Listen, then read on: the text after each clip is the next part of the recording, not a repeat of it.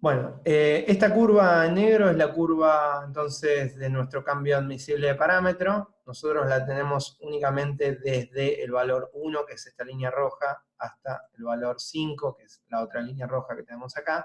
Entonces vemos que comprendido entre estas dos líneas rojas, nos vamos a quedar con esta parte, es un cambio admisible de parámetro porque no se anula su derivada, no tiene ni máximo ni mínimo.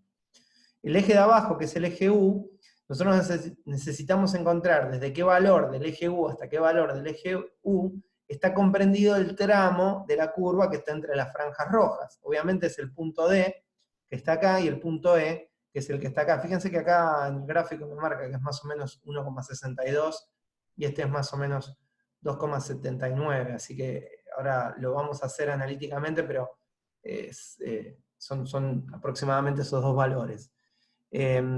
Para obtener eso lo podemos hacer a partir desde la expresión, pero lo que quiero que entiendan es cómo a partir de un dominio dado nosotros obtenemos el de su cambio admisible de parámetro.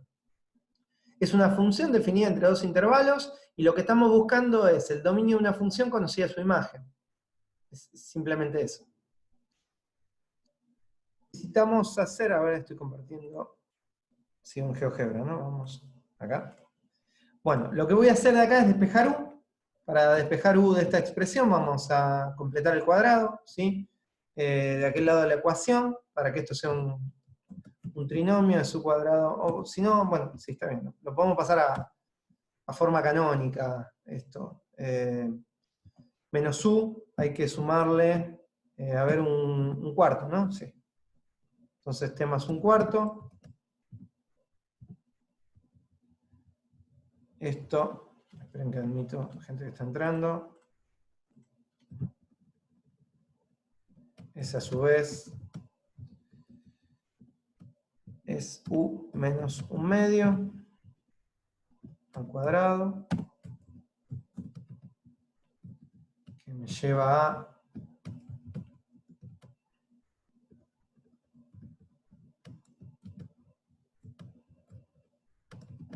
módulo y acá raíz cuadrada. Bien, de acá vamos a obtener entonces dos posibles valores. ¿Por qué dos posibles valores? Porque bueno, si vamos a ver la curva de vuelta, nosotros podríamos provenir de esta franja, esta rama de la parábola que está entre las rojas, o esta que está acá. Y por eso vamos a obtener dos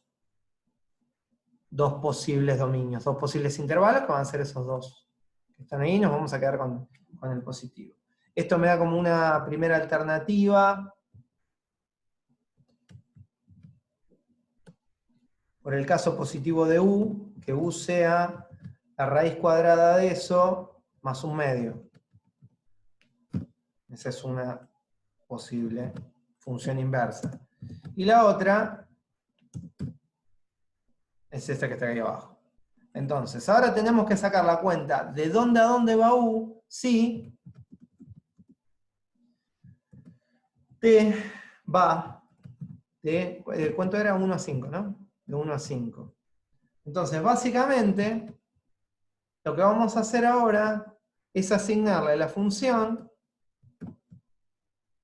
los valores de T, 1, y ver cuánto da, y de 5, y ver cuánto da. Si le asignamos 1, acá, si le asignamos 1 a esta función, me va a quedar un medio más la raíz cuadrada de 5 cuartos.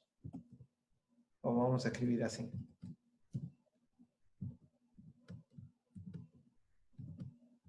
Ese sería el primer valor del dominio. Y el segundo es un medio más, si le asignamos 5, queda 21 cuartos. Así que queda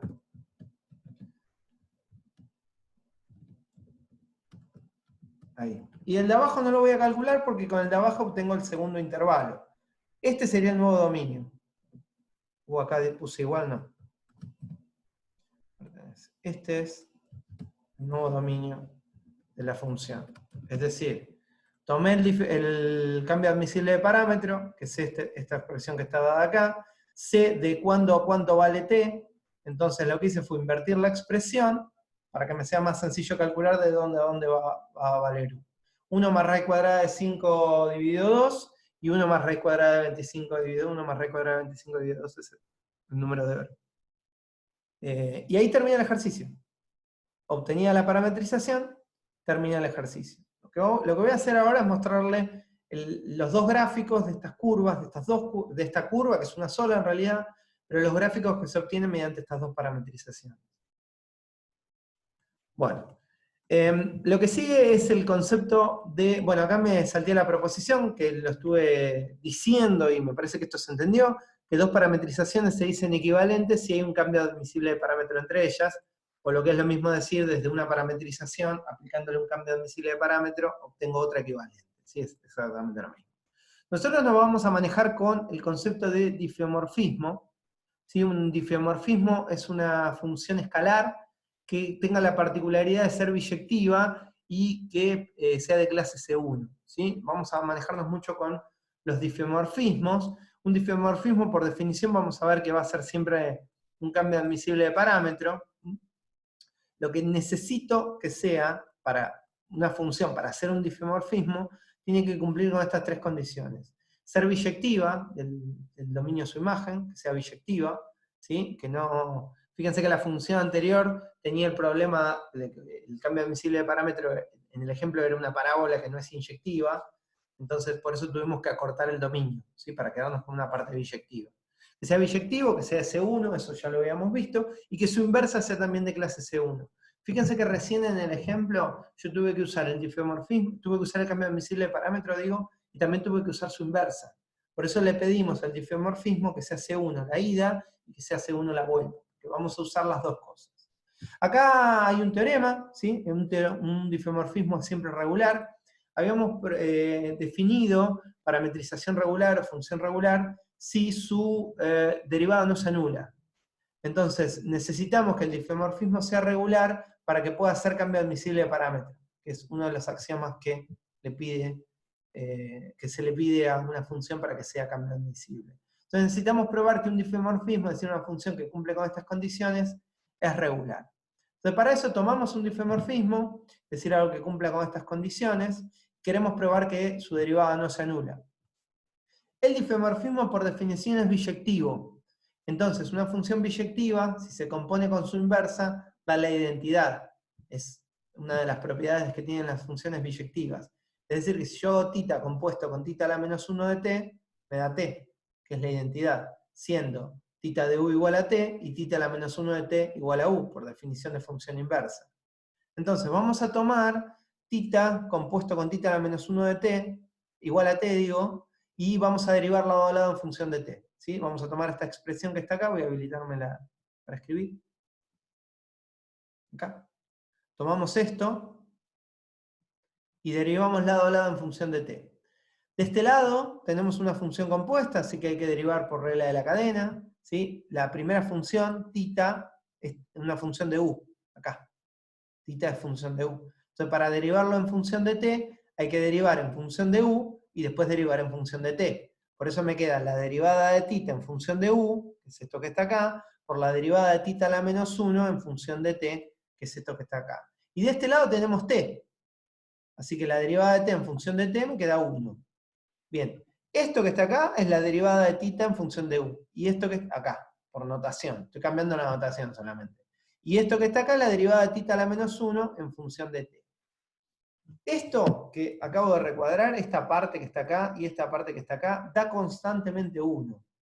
Entonces, si esta función, que es una derivada, por esta función, que es una derivada, da constantemente 1, quiere decir que nunca vale 0. Y por lo tanto, ni esta expresión vale 0, ni esta expresión vale 0. Es decir, la conclusión es que ni θ a la menos 1 de t vale 0, derivado, ni θ derivado de u vale 0, que era lo que yo quería probar. Mi tesis es que esta que está acá, que la derivada de θ de u es diferente de 0. Esta es la demostración de que un difeomorfismo es regular y que por lo tanto lo puedo usar como cambio admisible de parámetro. El corolario que se desprende de esto es que si un difeomorfismo se puede usar como cambio admisible de parámetro, también se puede usar su inversa, porque la inversa también es regular. ¿Sí?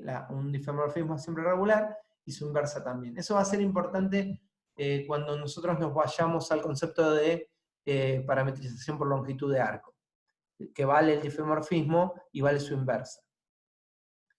Bien, otro corolario es que todo difeomorfismo es cambio admisible de parámetro. Bueno, esto es lo que había mencionado recién, porque uno de los axiomas del difeomorfismo es que es de clase C1 y lo que probamos es regular. Así que esos son los dos axiomas que le pedimos un cambio admisible de parámetro. Bien, el teorema 5 me dice que un difeomorfismo conserva la regularidad. Esto es algo bastante importante porque recuerden que nosotros habíamos definido una parametrización regular como, lo recordé recién, pero una parametrización regular si su derivada no se anula. Entonces la pregunta es, yo tengo una parametrización regular, le aplico un cambio admisible de parámetro mediante un difeomorfismo, y la nueva parametrización que obtengo, ¿sigue siendo regular o tengo que tener cuidado de que haya perdido la regularidad? Bueno, lo que vamos a probar es que si yo tengo una parametrización regular, le aplico un difeomorfismo, la nueva parametrización sigue siendo regular.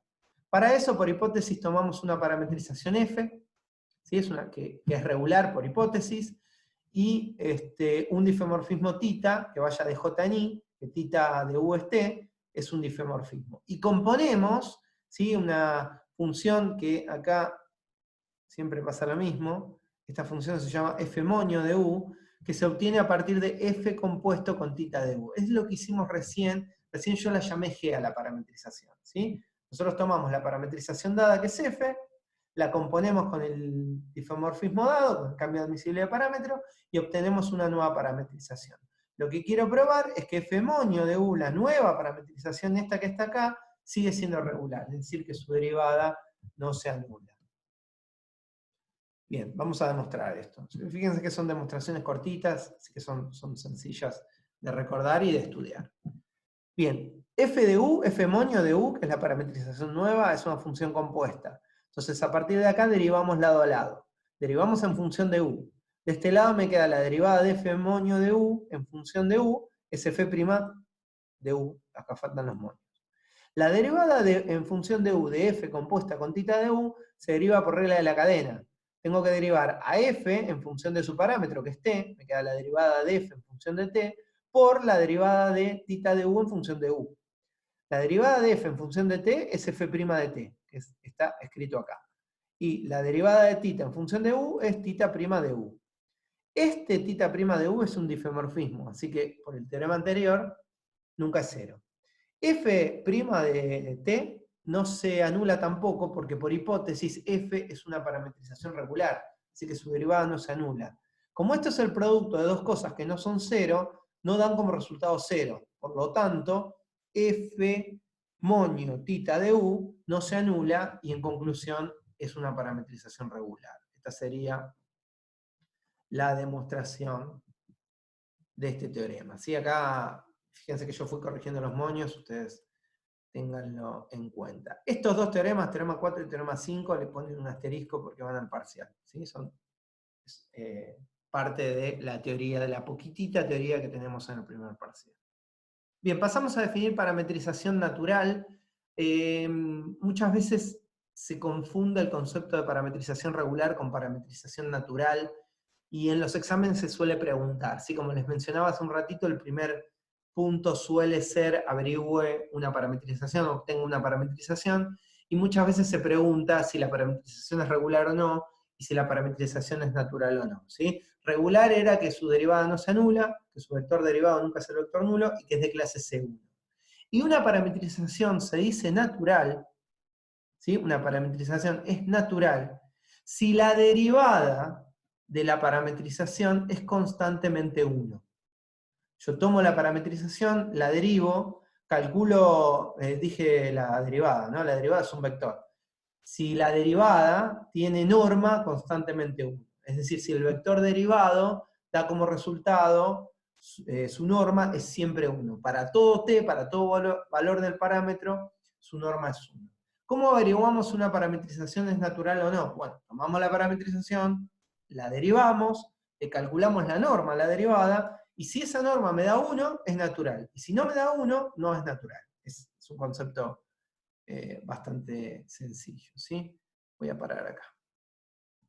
Bien, vamos a ver un cachito acá en los primeros ejercicios del trabajo práctico. ¿Sí? En el punto 1 de la práctica número 4 pide demostrar que una parametrización es regular y hallar sus proyecciones sobre los planos coordenados. Ahora yo voy a resolver uno de estos, sobre todo la parte de las proyecciones. Es sencilla, pero bueno, igual lo vamos a ver. ¿Cómo averiguamos esta parametrización es regular? Bueno, aplicando la definición. ¿Sí? Calculamos su derivada, vemos si se anula para algún valor de t. Si se anula para algún valor de t no es regular, estudiamos su continuidad y estudiamos la continuidad de la derivada. Si no llegase a ser continuo, entonces no son regulares. Fíjense que acá no está aclarado el dominio de esta parametrización, entonces tenemos que interpretar, en este caso, que el dominio es todos los reales. ¿Está? Vale para todos los reales. Bien, el ejercicio 1.2 es igual al 1, solamente cambia la definición, así que avanzamos. El ejercicio 1.3 también, lo que pide es hallar que es regular. Y después pide probar que está contenida sobre una esfera de radio 2, con centro en origen de coordenadas, y que está contenida en este cilindro. Lo que van a tener que hacer para probar que está contenida en la esfera y en el cilindro es probar que las condiciones, o las coordenadas, mejor dicho, satisfacen las condiciones de las ecuaciones. Acá está dada la ecuación del cilindro y no de la esfera. Entiendo que la pueden escribir, ¿no? Esto lo vamos a interpretar como X, esto lo vamos a interpretar como Y, y esto lo vamos a interpretar como Z, o si prefieren X1, X2, X3. Hay que sustituir en esta ecuación, en X1 y en X2, X1 y X2, y probar que esa cuenta da 1. Si la cuenta da 1 está contenida en el cilindro, y si no da 1 no lo está. Y para probar que está en la esfera, escriben la ecuación de la esfera, x1 al cuadrado más x2 al cuadrado más x3 al cuadrado igual a 4, y sustituyen x1, x2, x3, y prueban que satisface la cuenta, es decir, que da 4, ¿no? Porque dice que la esfera tiene radio 2. Bien, lo mismo para el ejercicio 1.4, 1.5, 1.6, son todos bastante similares. En el 1.6 les pide obtener una parametrización de la intersección de estas dos superficies. Esto es un cilindro, y esto que está acá es un plano. Yo los invito a que dibujen esto en GeoGebra, en la parte de 3 dimensiones. Acá si quieren es más fácil poner XY y acá XYZ.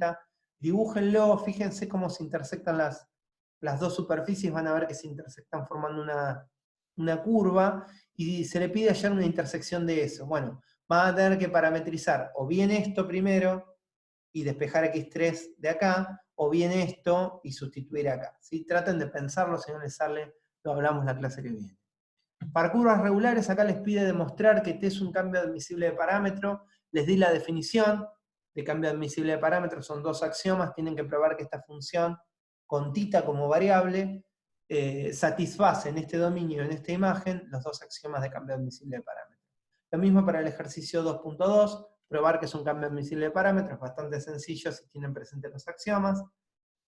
Acá en el ejercicio 2.3 es un poco más amplio esto, no hay una única solución. Les pide hallar un cambio admisible de parámetro de este intervalo a este intervalo. Es decir, le da el dominio, le da la imagen, y le pide que ustedes expresen un cambio admisible de parámetro.